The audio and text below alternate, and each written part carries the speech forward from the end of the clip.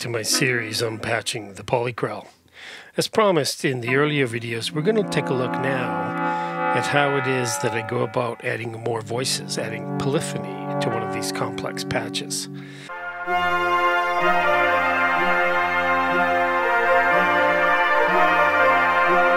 So we're listening to a very special mode of the make noise teleharmonic module, and that's giving us some 3-voice chords. The teleharmonic has a mode that works a little bit like a shift register. It responds to incoming 1 volt per octave, and that comes into the degree port here on the bottom, and then when it gets a gate coming into the D gate port, it will lock on to that note pitch and hold it, and then add another to it when it gets another gate, and then eventually add a third, and then in round robin mode it will replace the first one and keep on going, giving you up to 3 notes that it cycles through. The trick to getting it into that mode is to simply make sure there's nothing plugged into the gate, and then you hold that little H-lock button for about 5 seconds and it puts you into that mode.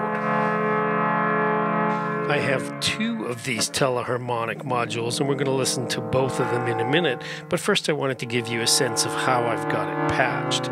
So what I'm doing is I'm taking the note pitches that are coming out of our IntelliGel U-Scale quantizer.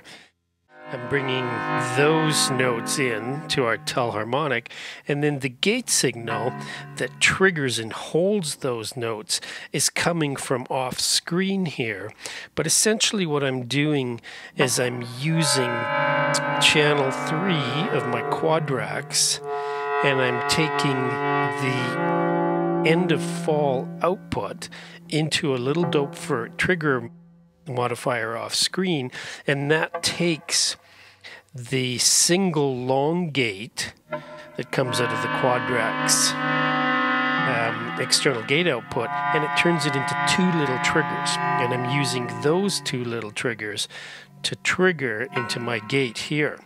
So in the top of telharmonic, maybe you can see that flashing light, and that's simply letting us know every time that the voltage here changes to another possible note.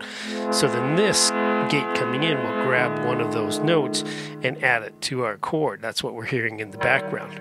And it does it every time that our Krell envelope on channel 3 outputs this end of fall, and then when the end of fall ends. So it takes 2 cycles, at least 2 cycles of the channel 3 envelope to grab more than just 2 pitches from our incoming quantizer.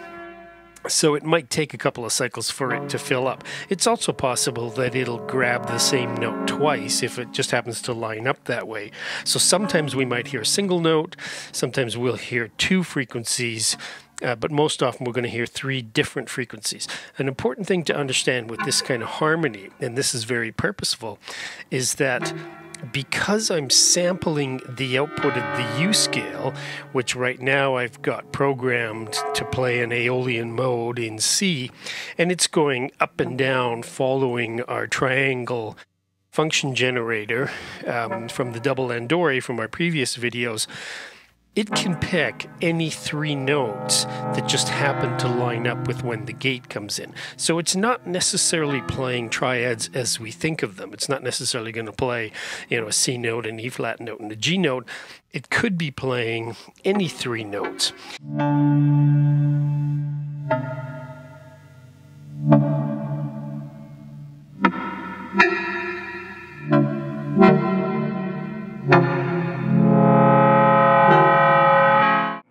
Over on our scope, the red trace is the envelope from the teleharmonic. And then that envelope is being used to control a VCA that's off screen, our Linux VCA, and also being used to control an IntelliGel Orgasmatron 2 filter in low pass, 12 dB per octave low pass mode. And again, I've got that patched up a little bit backwards. I'm actually sending the telharmonic into the VCA first, and then from the VCA into the filter. There's just a little bit of resonance, maybe about 20-30% resonance on it, and that filter is opening up. So it's fairly gentle, like we're not going to hear that filter doing a lot. I'm just using it to take some of the top end off of the very bright output that we're getting by using this phase modulation output on the telharmonic, which can be quite bright. So you can hear that filter opening up a little bit along with this output from our quadrax.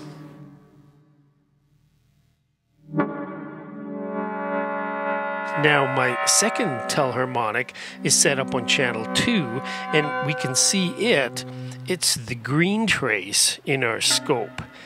And I'm just going to flick over so we'll listen to it. So now we're hearing the green trace, and that's another telharmonic that's off screen, but it's doing something very similar.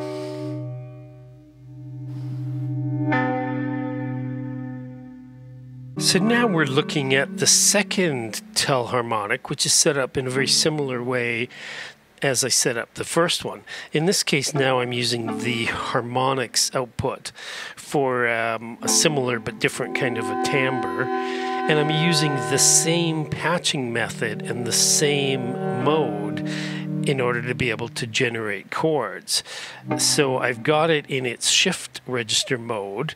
I'm coming into the degree in from the quantizer via a buffed mult, and then the gate input that I'm using to capture each individual note is coming from the dope for trigger modifier, which gets its signal from the end of fall gate coming out of quadrax. So every time that the green trace hits the end of its little function and drops down, then the gate is produced. That moment sends out a trigger that grabs one of these pitches. As the green trace rises, that gate ends, that sends out another trigger that grabs another pitch, and so then we've got two pitches in here, and then the third pitch comes around when the green trace once again drops and the whole cycle starts all over again. So we're listening to that one now. Now I can flick on both of them and we'll see that there's a little bit of an interaction between the two of them, and I'll explain why that is. So here's both the green and the red trace.